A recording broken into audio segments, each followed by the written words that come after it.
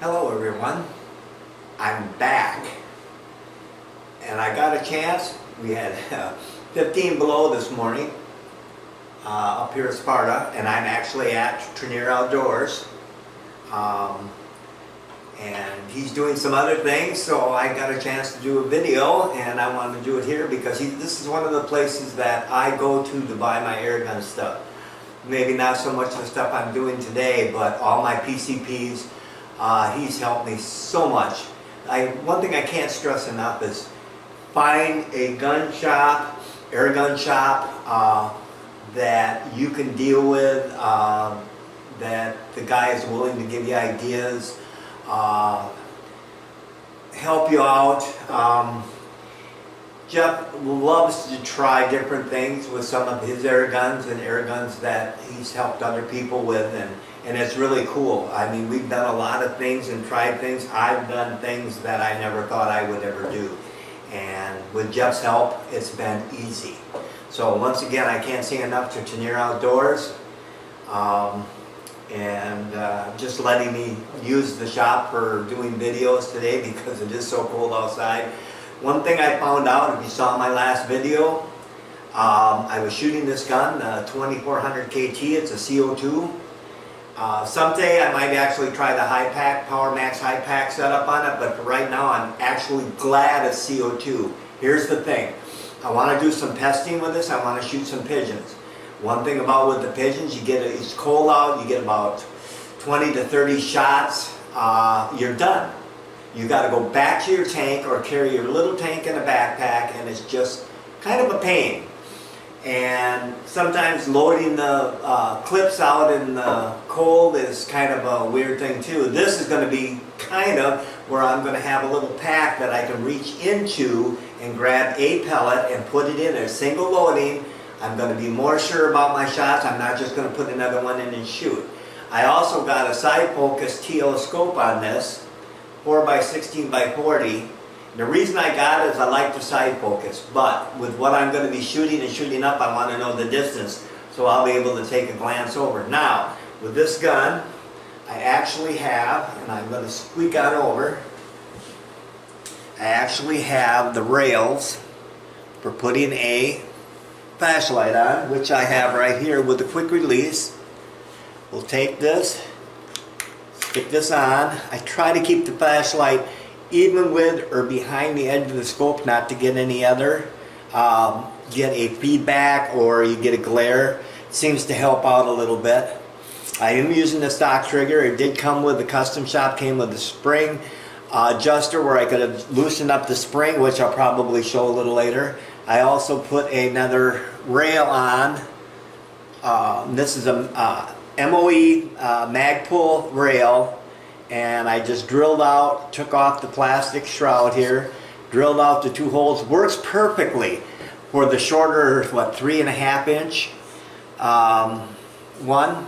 So there you go. And this is going to be my new pesting gun. I also have a moderator on there. I've got this. This was $35 online. If I can find the guy, I will. I mean, if you look on for monocore silencer, this one will come up. It's actually fairly nice. I've seen where there was a couple of bad report because he said it was plastic, but I had no problems with it. It's working really good and it's fairly quiet. So, getting back to this, what I'm going to try today is I was online looking at some videos.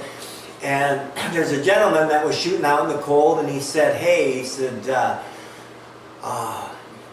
he went with the hand warmers and put them so that it keeps the CO2 warm. And when he took the cartridge out, it was 100 degrees, which means he was putting on a lot more power than what he needed to. Well, what I want to do is set this up with one on each side. First of all, I'm going to be loading with this hand, and I am a left-hand shooter, which kind of goofs me up with not a setup with the standard. That's one of the things too. I actually went and bought a shotgun. This is a mossy oak for shotgun shells that go on the end of a shotgun. You can put them on there. I just put it over on the other side. put a raised piece in there to help give me a little bit more, so when I pull it up, I'm right where I need to be. I can kind of find that out. But I also now can put 1, 2, 3, 4 CO2 cartridges with pellets. That'll give me over 100 shots, and I don't have to fill up with air. I don't have to do anything. I can do it right on the fly. I can do it right there. All I have to carry is a pouch for my excuse me, my 22 caliber pellets.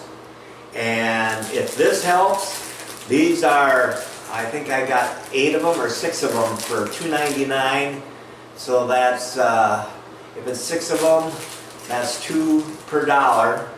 So 2 of these, if I go out shooting in the night and spend $1, the CO2 cartridges I get from Walmart, they're under $20 for 40. That's under 50 cents a piece. So $2 for like $4, I can go out on a night and have a good night of shooting.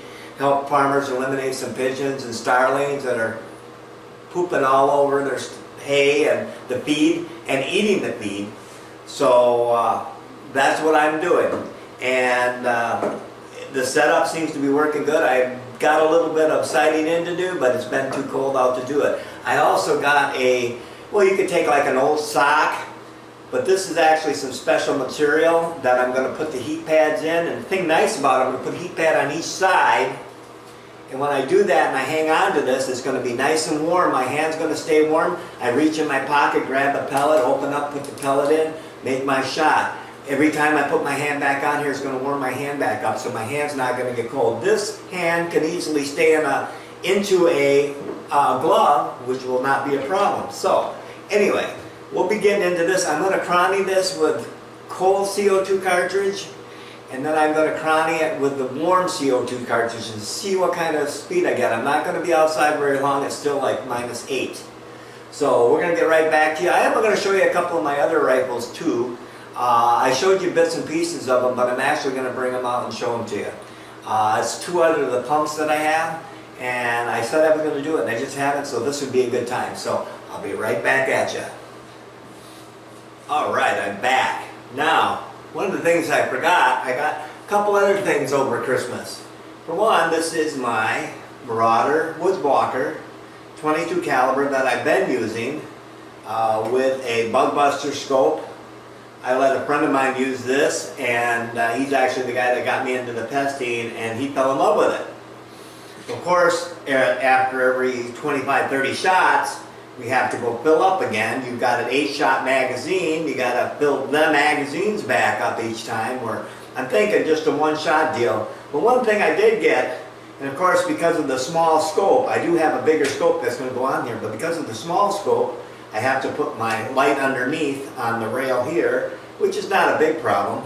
One of the things I did get, I wanted to quiet it down because it's not the quietest gun. It is got a suppressor on it, a shrouded barrel. But what I did is I purchased a different end cap, which allows me, and I haven't shot this yet, so I've got to do that to make sure that I haven't lost my accuracy, because sometimes this does matter. It might clip a little bit, or it might be affecting the pressure where it throws the sights off, but it is quiet. It is super quiet. I'm not going to shoot it inside. That's not a very safe thing to do. So I'm going to put that down for now.